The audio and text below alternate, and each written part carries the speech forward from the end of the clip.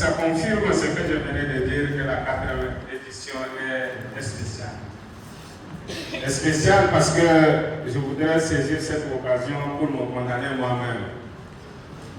Me condamner parce que je n'ai pas assisté aux 3 éditions passées.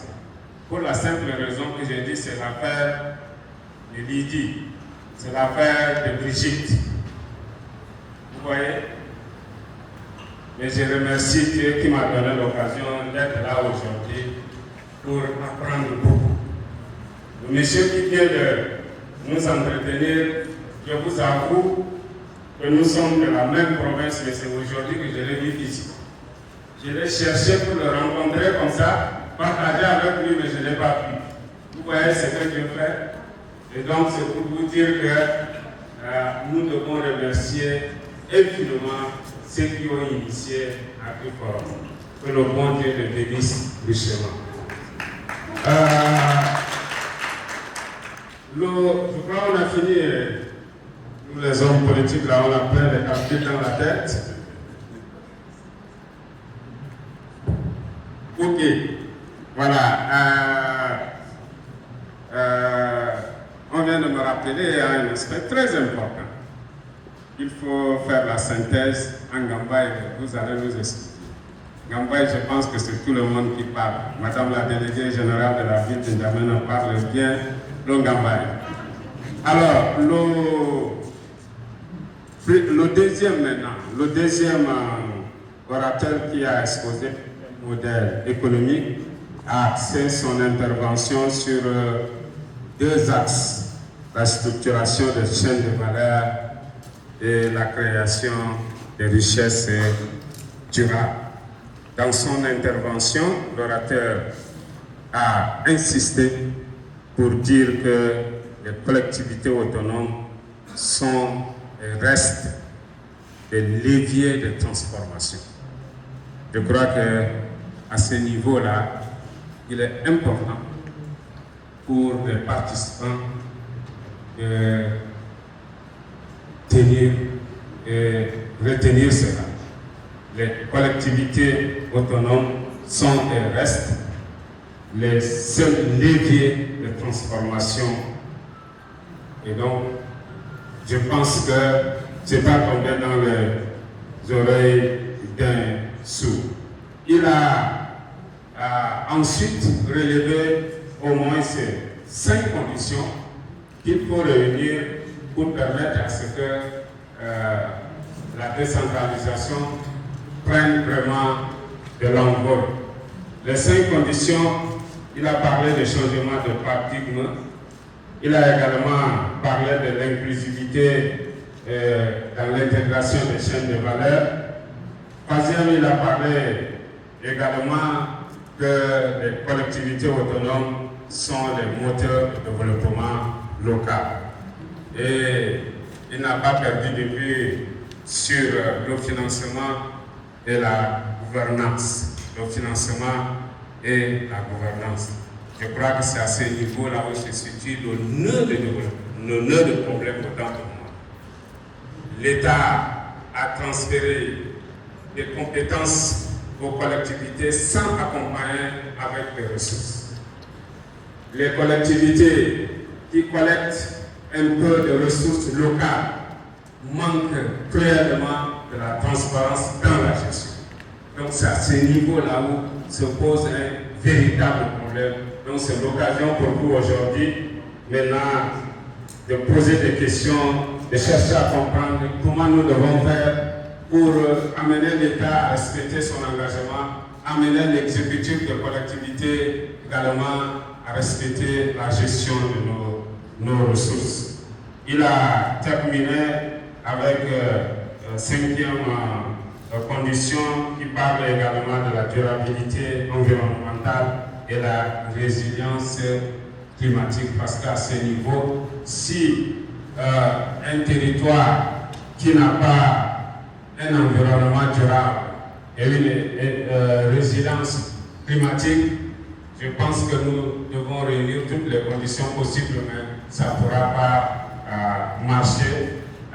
L'orateur a terminé en disant que les chaînes de valeur produiront des effets escomptés lorsqu'elles sont réellement intégrées dans les structures de la décentralisation. Le second intervenant qui a, dans son intervention, a relevé le contexte qui existe entre la déconcentration et la décentralisation. À ce niveau, il a rappelé que les jeunes et les femmes sont des couches qui sont mal intégrées dans les différentes chaînes de valeur. Il a relevé également une chaîne de valeur non inclusive crée également des inégalités et il a insisté en disant qu'il faut territorialiser les politiques publiques. Parce qu'à ce niveau, vous comprenez aisément par rapport aux cas pratiques que chacun et chacune de vous a vécu. Au niveau national, nous décidons de politiques publiques qui ne tiennent pas compte des réalités au niveau local. Vous avez un exemple palpable, le viaduc de Démé, qui est construit dans le sens qui ne tient pas compte vraiment de la réalité. Les exemples sont légion. C'est pourquoi l'orateur a insisté à ce que les politiques publiques soient territorialisées et cela permet de tenir compte des aspirations, des préoccupations, des réalités locales. Il a également relevé que dans la politique nationale, tout comme dans la gestion des collectivités autonomes, ces institutions décident à la place de la population, à la place des jeunes, à la place des femmes. Ceci constitue vraiment des difficultés qui entravent donc l'envol de la décentralisation.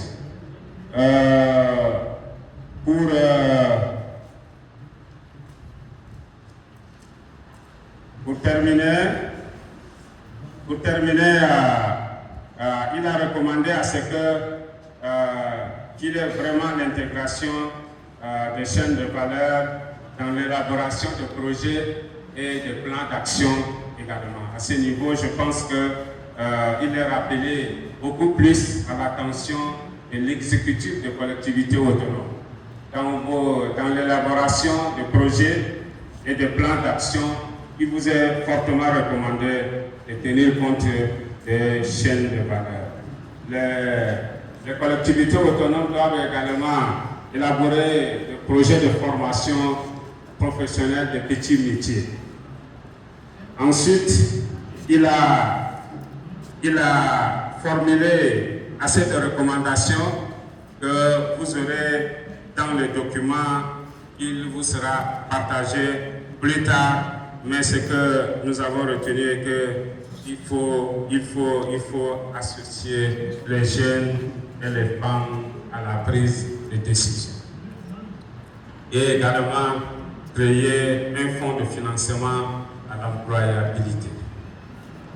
Le dernier orateur, moi je pense que je m'abstiens de commenter son intervention. Parce qu'il a été suffisamment clair. J'ai bien peur de dénaturer ce qu'il a dit. Puisque j'ai noté dans la salle que tout le monde était vraiment attentif. On dirait qu'on est dans une mosquée ou à l'église. Ce qui qu'il a été suffisamment clair avec des exemples et des documents.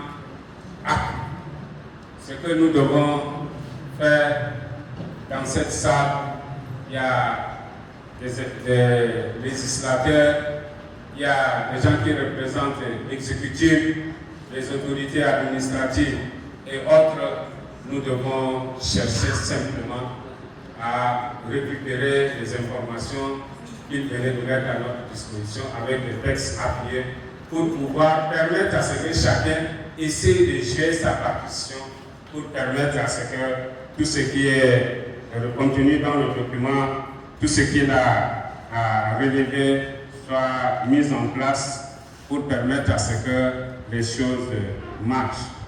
Je vais quand même me permettre de relever ces 2 points dans son intervention qui a attiré particulièrement mon attention et j'espère que c'est le cas le vôtre également.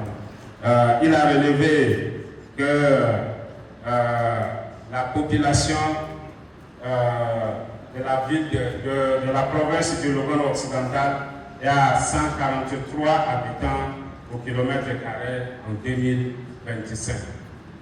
Je pense que c'est un indicateur qui doit nous inquiéter tous. C'est un problème, c'est une bombe à retardement. Il a également relevé qu'il y a 50 têtes de bêtes ou des animaux par kilomètre carré. Il a souligné que le territoire est saturé. Et donc, je pense que c'est un appel pathétique. C'est une interpellation de conscience de tout le monde. Et nous nous posons la question, comment nous allons faire pour corriger ces insuffisances. Voilà la problématique qui est posée à travers son intervention. Mesdames et messieurs, vous avez suivi mieux que moi-même les interventions des uns et des autres et je suis sûr que vous avez relevé pas mal de préoccupations et de questions et donc avec votre permission, je vais laisser la parole au frère qui a été désigné pour faire la synthèse en Gambaye avant de vous donner l'occasion de poser des questions. Merci.